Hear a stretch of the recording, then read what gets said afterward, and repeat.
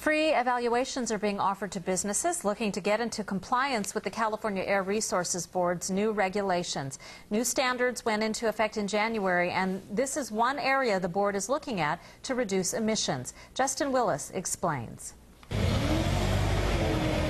New air regulations took effect back in January to get businesses to cut back on emissions of industrial equipment, like forklifts.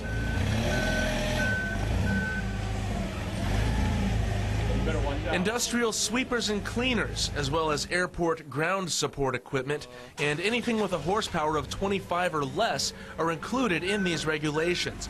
If your business uses this type of equipment, you might need an evaluation. Toyota Material Handling is offering free evaluations to get companies to comply with the new laws and spare the air. And that's really what it's all about, and it's just part of California's a program to have cleaner air in our state. And there are a lot of old forklifts out there that are very pollutant. And the California Air Regulations Board says that if you don't get your equipment into compliance, like this one here that's at a 0.6, you could be facing some really stiff penalties.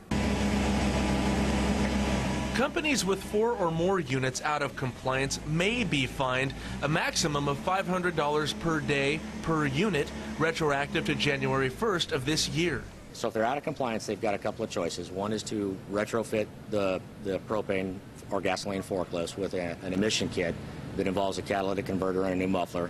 That runs about $3,200 to $3,500 per forklift, or they can replace it with a new one.